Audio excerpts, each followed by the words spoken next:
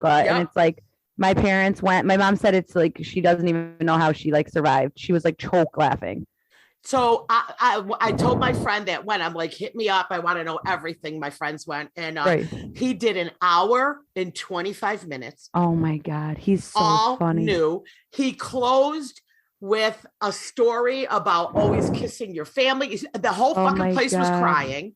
I'm sure he's all They said delivery you could too. hear He's a so pin funny. drop when he was doing his closing. Like, just it was so heartfelt. And now I'm like so mad I didn't go see him, but I'm like, please let him, please. I hopefully he's doing a special with this material. I hope so. I'm sure. Of course. I'm sure he's working on it. He's got to make, he's got to make money off it. Right. So I'm assuming this is going to be his next Netflix, but an hour and 25. Maybe he'll come. I know. Is he doing, maybe he'll be here or something. Is the tour over?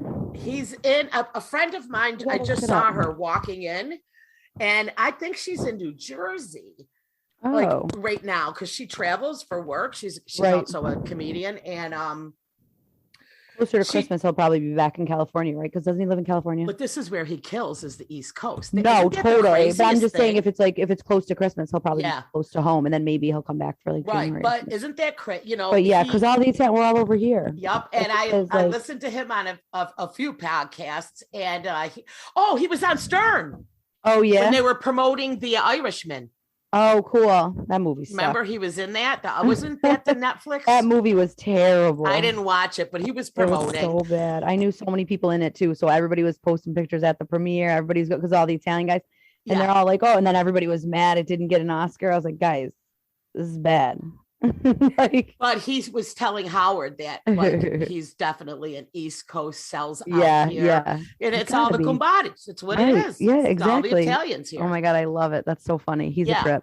He is, but I mean, he's so fucking good. And you know what? I gotta tell you, there's a lot of comics like him where people are like, a lot of comics talk shit. Well, they talk shit. He's like, they say he's the Italian dream cook and he's all delivery and blah, blah, blah. But you're like, who cares? Delivery is part of stand-up. It's like, he's so physical too. He is. Our friend was going through the same thing with her, on her comments, Jess Kerson's comments. They were commenting like she was doing crowd work videos and the people were commenting, this isn't even comedy. This isn't jokes. And you're like, no, this is part of the delivery. So I hate when people try to be like, there's this one way to do it. Like, no, it's crowd work. It's personality. It's stage presence. It's jokes. It's stories. It's the same way you get like some of these old school, like joke teller guys always come to me and they're like, oh, that's really good storytelling. Like that's how they'll compliment my set. Like, it was really good storytelling. I'm like, great. You could just say good set. Like just because it's not like a joke every time. Right. And I do comedy. Yeah. I'm a storytelling joke too, but it's, I do a lot of stories, but here's the thing. Crowd work. Kerson, the goat. The goat. Yeah. Rich Voss. Yeah.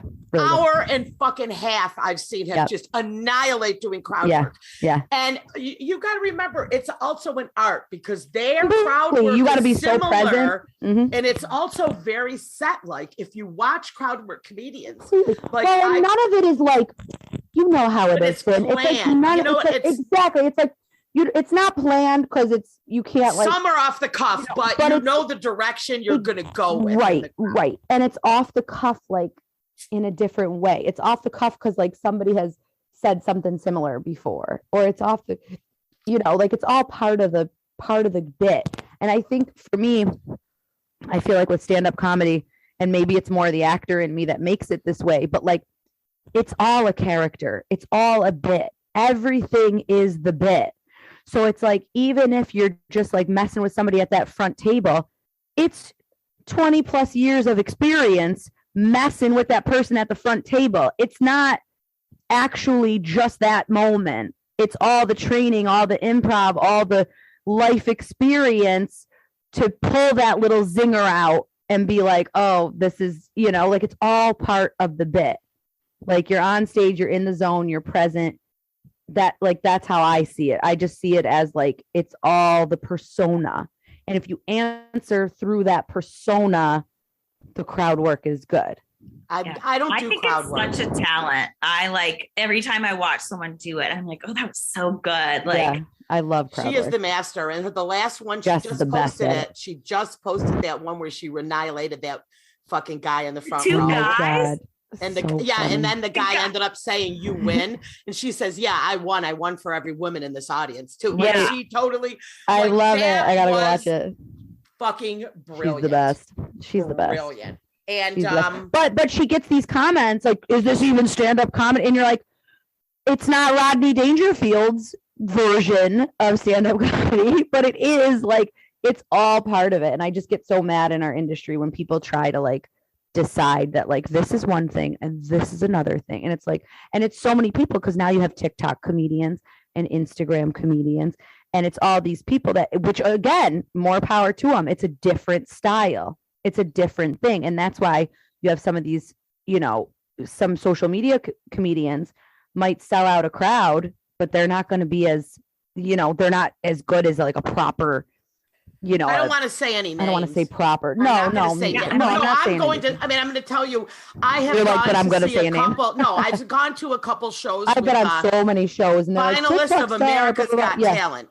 Yeah. Okay, where they, you know, they came in third, fourth, and I've been to a few that are annihilate, like the older woman, Barbary. She's amazing, but she's been doing comedy for 20 years. She also was on America, but some of them, they're only got 15 minutes and then they're struggling to do an entire hour. Oh yeah. But then there's some Preacher Lawson. Holy shit, he kills. You know, he was at America's. There's some that are amazing, but then there's some that they're only selling tickets because people saw them just do 5 minutes and then they've got to come up with an hour, and then that's when you struggle. Well, I also think like being famous on certain like avenues, people don't realize that, like, I've had so many shows and they're like, a TikTok star or an Instagram star is coming, and you're like, great, they sell tickets, people are excited to see them there, but they've never actually written jokes or tried stand-up and I'm not saying there's no place for them.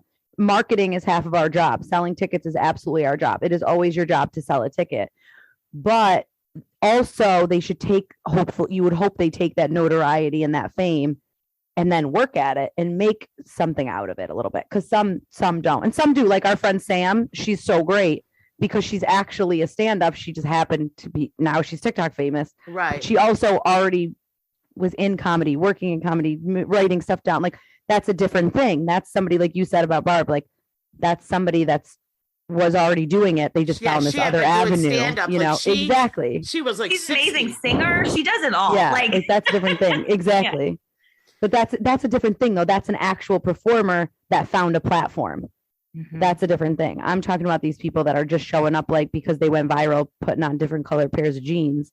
And then they're like, and you're like, this ain't it. I will say, because this is kind of like, I mean, a lot of people won't talk about it, but the girl that was on The Bachelorette 2 seasons ago or last season, she was opening for Whitney Cummings, which is like, people were mad. Stand up as well? She's never done stand up before. Who the fuck is that? She's just like Katie Thurston. Oh, I don't know who that is. I don't know anything about I'm going to do stand up. And she got on stage and somebody leaked a clip and it was so bad. Wow. But I mean, I know you have to start somewhere. But but you don't start by opening for Whitney Cummings. Like, get your shit together. I am. You know what that is? Very frustrating for a comedian who's trying to break into it.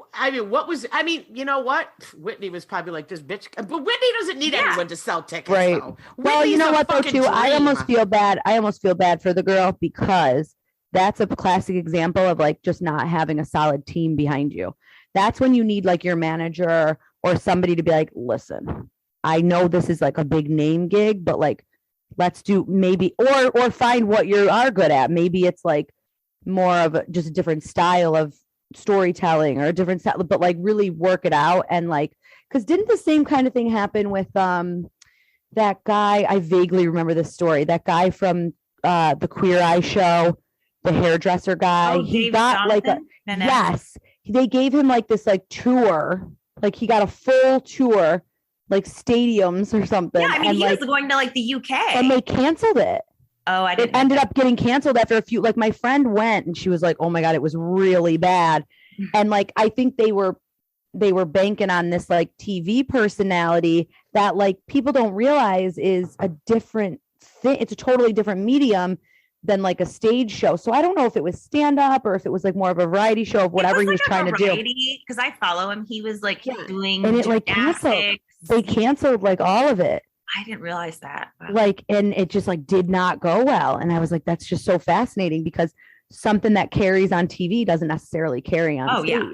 And it's not a good or a bad thing. It's just you have to know enough about getting up on that performance stage by yourself and having to entertain people with a microphone in your hand. That's different. Is a fucking nightmare if you aren't like, I mean, it's tough when you're that big and you can't really practice. Like, I mean, I don't, I mean, I go to open mics. I don't care if I'm telling comedy to 30 other comics in the room, but at least I'm on stage. I'm working it out. They know me well enough up here now where they were like, you know, I'll get off and they're like, that fucking joke is good. Keep pushing. Man, that one needs work. You know what I mean? Where we're just there to like, imagine that's, imagine this guy's like just so famous. Or and a lot of people think they're above open mic.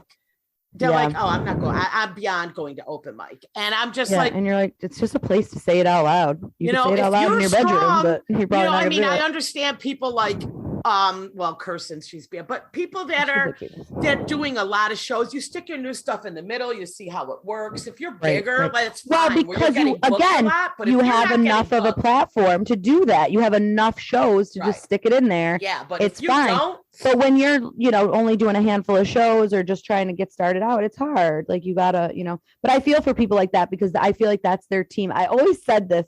You're like, where's she going to go with this? I always said this about Justin Bieber. When Justin Bieber, now he's like chilling. But when Justin Bieber had that like really like bad phase where like he was kind of, whatever, he was getting really bad press and whatever.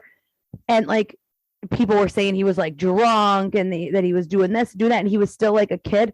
I'm like, at the end of the day, that's not Justin Bieber's fault. He's not supposed to know how to act. That's his manager, his agent. If there's a parent involved, if there's some kind of handler, that's when they have to say, you know what? No, I'm not going to give him the drink.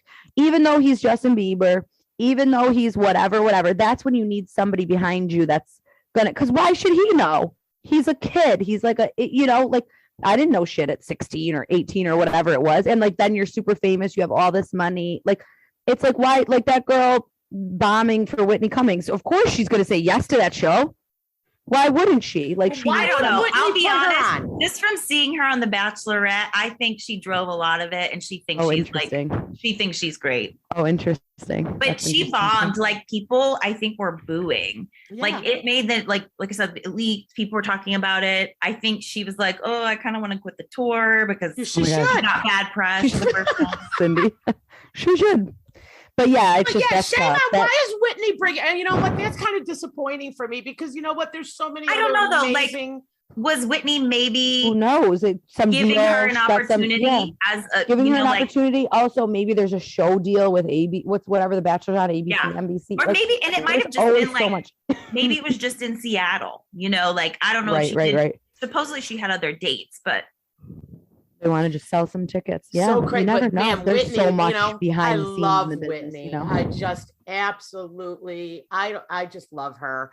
I love her. I love Sarah Silverman. I mean, their podcasts I listen to, they're amazing.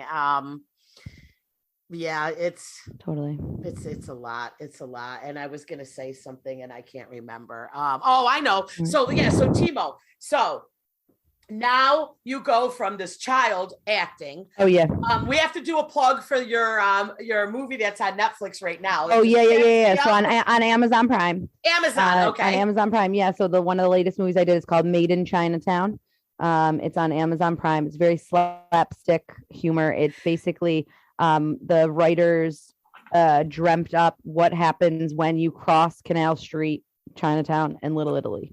And so it's a story about the Chinese mafia and the Italian mafia, and it's very slapstick, very silly, really fun movie. Plays her. I mean, it's.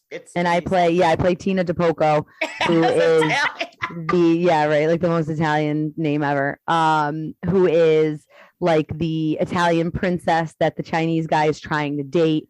So essentially, he's trying to join the mafia because he thinks if he's a made guy, I'll date him or whatever. So it's very silly, very over the top, very fun.